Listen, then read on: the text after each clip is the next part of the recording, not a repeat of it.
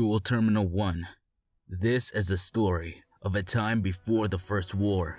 Vexos presents Duel Terminal Lore. Before the shadows crept from the abyss, before the invasion of horrors, before chaos consumed the world, before the wars of the tribes, there was Sophia, goddess of rebirth, the planet forger, the being who created the world. She who represents the duality, creation and destruction. And within this world existed the eternal dichotomy, the light and the dark. During the ancient era where those considered gods once dwelt, a powerful darkness came forth to control the world of Duel Terminal. The beings of the stars who bore the name Constellars built the Vylon, sacred machines with the sole purpose of eradicating darkness.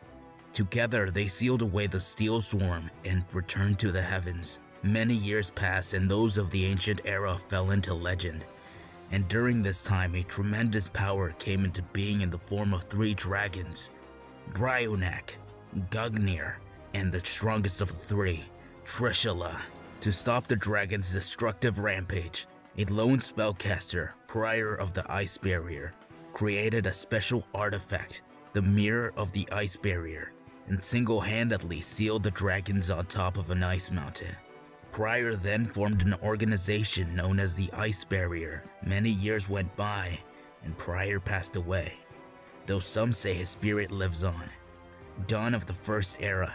Many years later, and the other inhabitants of the surface world formed into tribes, each battling to prove supremacy over the others.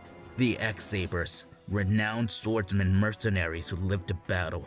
The Mist Valley, proud fighters who fiercely protect their homelands. The Flamvell, fiery warriors who worship the ancient Flamvell deity. The Ice Barrier, guardians of the seal who preferred not to associate with others. Unbeknownst to the surface tribe, a strange meteor from space would force these tribes to form an unlikely alliance in order to save the world. And so the first Duel Terminal War was about to begin. During the First Era, in an effort to expand territory and influence the surface tribes, they began to wage war, ushering in an era of chaos and destruction. It seemed the conflict would never end, and yet, in an unexpected way, it did. From the depths of space came a mysterious meteorite, and from it spawned the alien organisms, known as the Worms organism, that evolved to consume worlds. The first of the worm spawn began to attack the surface tribes: Worm Apocalypse, Worm Barsis, Worm Kartaros, Worm Dimicles, Worm Arakin. Each tribe had decided to deal with the worms in their own way. The X-Saber tribe, a group of 10 swordsmen of renowned skill, leapt into the fray of battle, led by the mighty X-Saber Souza, and together killed many worms. The Flamvell tribe, those who worshipped an ancient deity and wielded the power of fire, with their leader Flamvell Urikizes, burned away many invaders. The Mist Valley tribe, the winged inhabitants that live within the divine wind, fiercely fought against the worm invaders using the terrifying mist worm that lurked in the valley to protect their home. The Ice Barrier, those that guard the ancient seal of the Ice Barrier dragons, unleashed the first of the dragons to fight the worm threat, Bryonak, dragon of the Ice Barrier. With its power, it defeated many worms. However, more worms spawned forth with the ability to adapt and evolve. Worm Falco, Worm Gulse, Worm Hope, Worm Illidan, Worm Jetolips, and the terrifying Worm King. Unable to withstand the waves of worms, the tribes suffered heavy losses, especially the Flamvell and the X-Sabers tribes. And so, in order to stop the invaders, the 4 most influential tribes formed an alliance and created the Ally of Justice. Weapons built from the combined technologies of the tribes. While the first few were built by the tribes individually, Ally of Justice Catastor was the Alliance's first combined creation, and equipped with the advanced AI Ally Mind. It shined on the battlefield, destroying many worms. The tribes were making a comeback against the worms, but the worms continued their assault and began to move into other territories. The invaders encountered the Gen X tribe, mute, automated power reactors that sought to improve their environment, led by the Gen X controller, which had the ability to augment their powers. The Gen X saw the destruction and pollution left in the worms' wake and fought back against them.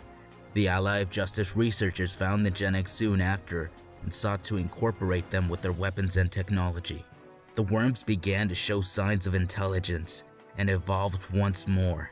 Worm Lynx, Worm Milledith, and Worm Noble, a leader amongst the worms like King, turning the mindless mob into a group with order, changing the tide of battle, driving the Flamvell and X-Sabers to near extinction. Pushed into a dire situation, the X-Saber tribe was put to rest. Souza's second-in-command, Gottoms, took charge of the X-Sabers' legacy and formed a new tribe, the X-Sabers. Blade Masters from the descendants of the X-Sabers as well as new warriors. X-Saber Full Helm Knight, the reincarnation of Anu Parhana. X-Saber Fall Troll, once known as X-Saber Parshul. X-Saber Guard Strike, once known as X-Saber Uruz. And X-Saber Bogart Knight, a cybernetic upgraded Vorse Raider. The X-Sabers incorporated the technology of the Ally of Justice into their weapons, and so the swords of the X-Sabers, held by 10 new Blade Masters, were raised against the worms once more. A critical battle was on the horizon for the inhabitants of Duel Terminal.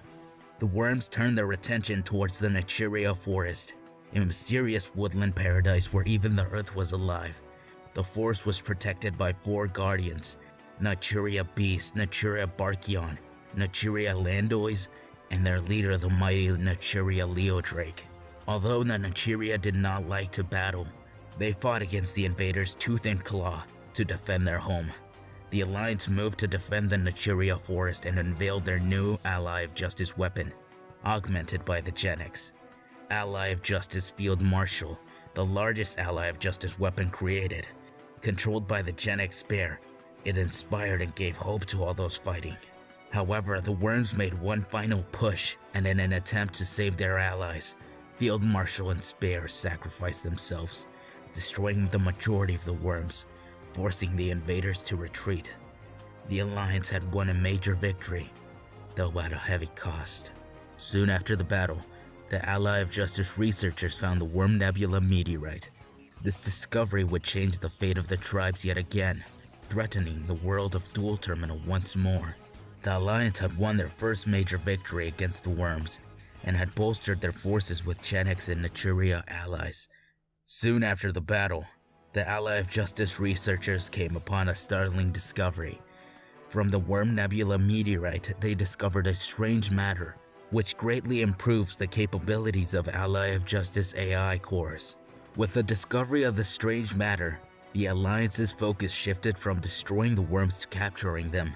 Ally of Justice machines like Enemy Catcher excelled at this new purpose of capturing worms for this new matter in order to conduct experiments. During this time, the Alliance forced the Genex to be further customized for battle. This change in the Alliance focus raised doubts in the Mist Valley Thunderlord's mind, and upon seeing the mistreatment of the Genex and the rumors of the secret projects, demons turned doubt into rage, and the Thunderlord destroyed Katastor, leaving the Alliance with his tribe to fight against the worms alone. This schism prompted the Alliance to expedite their secret research to create a cosmic gateway to invade the worm homeworld, but the project failed. Those that bore the title Gods rose from their slumber and returned to the surface world. The Demon Roar Gods, also known as the Fabled, demons from the ancient era who lived by the simple creed, "Be true to your desires." The Fabled and their servants attacked the Alliance and the worms indiscriminately. In their conquest for combat, Valkyris led the Fabled into the burning lands untouched by the worms, the territory of the Jurok.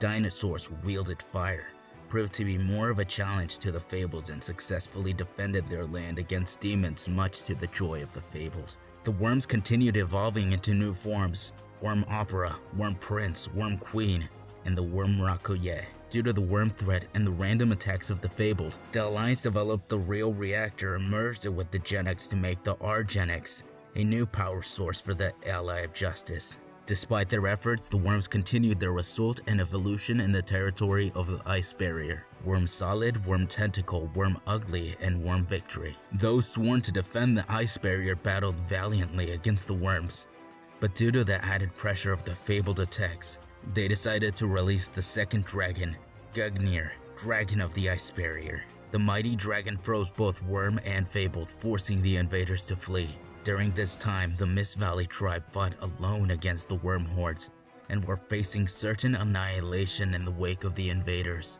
Losing mist worms one after another, all hope seemed lost for them. But then, reinforcements arrived in the form of the legendary Dragoonity tribe, winged warriors who could tame dragons, turning mind and soul to release their mount's hidden potential to become Dragoonity knights. The Dragoonity pierced through the worms, changing the tide of the battle, forcing the remaining worms to disperse. Sensing the final battle was drawing near, the Alliance slowed production of Ally of Justice machines and began production of Ally of Justice machines designed to investigation purposes in order to build a super weapon. Suddenly, a rift appeared above Duel Terminal, ripping a hole in time to manifest itself.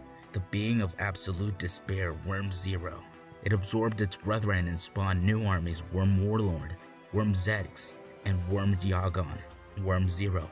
Everywhere it moored, destruction followed, corrupting the land. The tribes rallied for the final battle to stall for the completion of the Ally of Justice weapon, the Super Dreadnought class cannon Ally of Justice Decisive Armor. Designed to unleash maximum firepower in moments, Decisive Armor and Zero fought, and as the dust settled, Decisive Armor sacrificed itself, obliterating Worm Zero and all the other worms. After years of battle, the tribes finally defeated their alien adversaries. However, those who thought that the defeat of Worm Zero would bring peace found themselves to be severely mistaken as the Fabled made their move. With the defeat of Worm Zero at the hands of the Ally of Justice Decisive Armor, the tribes felt a renewed sense of hope and joy. But that feeling was short-lived as the Fabled began their true invasion, leading the Fabled Beast to the surface world to battle the surface tribes. Each of the commanders sent their minions forth. Malice brought Cerberus, Nazuchi brought Glud, Wrath flew in on Ruby Ruda, Breach rode in with Chawa, Hersey sought Kathsith, Vio besieged Ganashia, Limbo flew with Pegasus, Lust sought Cockatour, and Gree summoned Unicorn and Gudabai. The tribes together once more to fight again with allies old and new. The old Ally of Justice machines that were repurposed to capture worms were no longer useful in battle against the Fabled. These machines were merged with the Argenix and were rebuilt into the Genix Ally, or from the frame of the Ally of Justice, controlled by the Genix and powered by the Argenix, made to assist each tribe's strengths. The Fabled continued their vicious assault on the Jirok, driving them to extinction. As the last resort, the Jirok transformed themselves into a meteor, raising the lands where the Fabled dwelt, and from these flames, the will of the Jirok was reborn as the embers of the Flamvel was rekindled as the Neo-Flamvel, awakening the ancient Flamvel deity whose flames forced the Fables to retreat once again. Despite these apparent losses, the Fabled actually intensified their attacks across the surface world.